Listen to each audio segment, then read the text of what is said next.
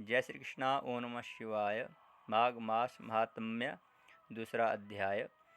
सूत जी बोले, हे मुनिजनों, उस तपस्वी के उन वचनों को सुनकर राजा ने विनीत भाव से कहा, हे विप्र, मैं माघ मास के स्नान का फल नहीं जानता हूँ।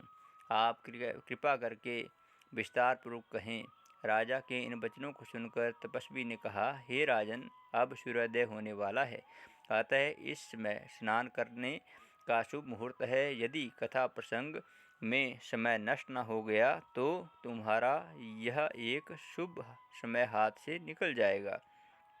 इस समय मेरी बात मानकर तुम स्नान करो और घर लौटने पर अपने कुल गुरु वशिष्ठ से इस प्रसंग को पूछ लेना। इतना कह तपस्वी स्नान करने के लिए चले गए।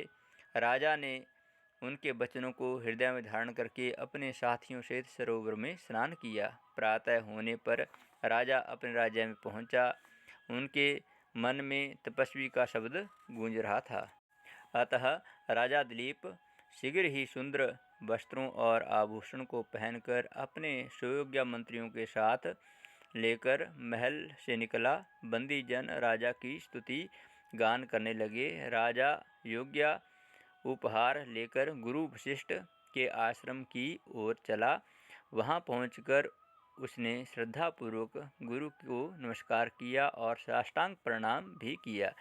वशिष्ठ जी ने राजा दिलीप को यथोचित सत्कार करके आशीर्वाद दिया और कुशल पूछा। वशिष्ठ जी के सम्मुख बैठकर राजा दिलीप ने आदर से अपना सिर झुकाकर बड़े विनीत भाव से यह कहा कि हे भगवान, आप कृपा करके आशीर्वाद और पूर्णतः आपकी कृपा से मैं प्रसन्न हूँ। आपके द्वारा मैंने आचार, दंड नीति, राजनीति, राजधर्म और चारों वर्णों तथा चारों आश्रमों की समस्त क्रिया, दान, विधान, यज्ञ, व्रत, उपासना आदि विधियों सहित भगवान विष्णु के पूजन के समस्त बातों को विधि विधान से सुन लिया है।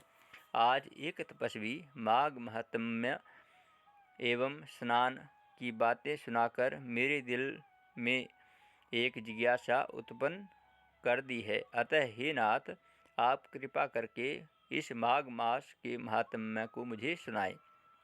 वशिष्ठ जी ने प्रसन्न होकर कहा कि हे राजन, आपकी भगवान के प्रति श्रद्धा को देखकर मेरा मन बड़ा प्रसन्न है। मैं हृदय से प्रसन्न हूँ।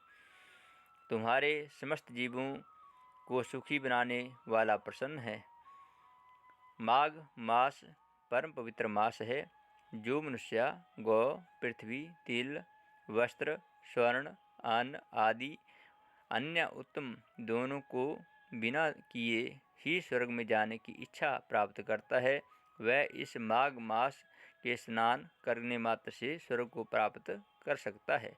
माघ मास में स्नान द्वारा प्राणी सीधा वैकुंठ में जाता है। जो व्यक्ति त्रिरात्रि अर्थात 3 रात्रि तक कृष्ण पक्ष चंद्रायण एवं पराव्रत के द्वारा अपना शरीर सुखाना नहीं चाहते, परंतु मन में स्वर्ग जाने की इच्छा रखते हैं, उन्हें माघ मास का स्नान अवश्य करना चाहिए।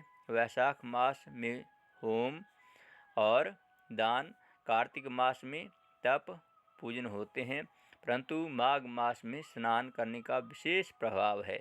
जो प्राणी बिना यज्ञ, दान, होम किए यदि स्वर्ग जाने की इच्छा करे तो उसे माघ मास में नदी, सरोवर आदि में सूर्योदय से पूर्व स्नान अवश्य करना चाहिए।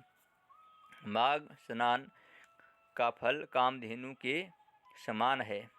विद्वान पुरुषों का कथन है कि माघ स्नान करने वाला प्राणी अनंत पुण्यों को प्राप्त करता है, अनंत फलों को प्राप्त करता है, वह राजा होता है। माघ स्नान चाहे सकाम हो, चाहे प्रजा के लिए अथवा हरि भगवान के लिए हो, चाहे किसी के निमित्त हो, माघ स्नान करने वाला अनेकों फलों को प्राप्त करता है।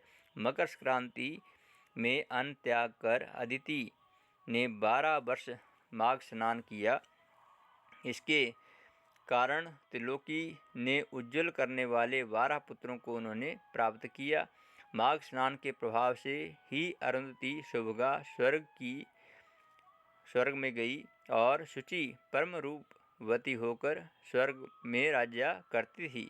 अनेकों प्राणियों में जिन्होंने माघ स्नान किया और नियमों का पालन किया, वह सुंदर अप्सराओं के नृत्य, गंधर्वों के संगीत एवं वाद्य यंत्रों से गुंजित वेद पाठी ब्राह्मणों की वेद गति से मुखारित होकर परम पवित्र लोक में स्थान उन्होंने प्राप्त किया। जिन मनुष्यों ने माघ स्नान के साथ दान किया और प्रिय वस्तु का त्याग किया, वे भाग्यशाली हैं। माघ स्नान के प्रभाव से अच्छी बुद्धि उनको प्राप्त होती है, पापों का नाश होता है। इसके स्नान करने वाला प्राणी सहज ही उन लोगों को प्राप्त करता है जो ज्ञानी, तपस्वी और भगवान की आराधना में तत्पर रहते हैं। दान पुण्यों के द्वारा स्वर्ग प्राप्त करने वाले प्राणी पुण्य क्षीण हो जाने पर पुनः लौट आते हैं, परंतु माघ स्नान करने वाला व्यक्ति कभी लौटते नहीं हैं। ये सदैव वैकुंठ में वास करते हैं।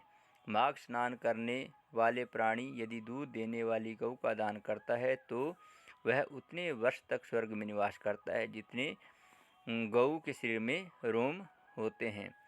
और जो प्राणी माघ स्नान में गुड़, तिल दान करता है, उसी से सभी पाप उसके नष्ट हो जाते हैं। तिल का दान पापनाशक है और उसकी दान करने से प्राणी निर्मल हो जाता है। जो मनुष्य माघ स्नान करके ब्राह्मण को जूता कमंडल दान करता है और भोजन भी कराता है, वह मोक्ष को प्राप्त करता है। हे राजन, जो पापी माघ स्नान के साथ दान करता है, उसे सद्गति की प्राप्ति होती है। पितरों के तर्पण से प्राणी वैकुंठ को प्राप्त करता है। दान के द्वारा प्राणी के सभी पाप नष्ट हो जाते हैं और उन्हें स्वर्ग प्राप्त होता है। माघ स्नान करने वाले प्राणी को माघ मास में यथाशक्ति दान अवश्य करना चाहिए। जैसे आकाश की शोभा सूर्य से है, कुल की शोभा संतान से है और उसी प्रकार से तप की शोभा दान से है। यह पावन प्रसंग भृगु ऋषि ने मणि पर्वत पर विद्याधरों को कहा है। उसके अनुसार माघ मास में अधिक दान करना चाहिए। जय श्री कृष्णा। ओम नमः शिवाय।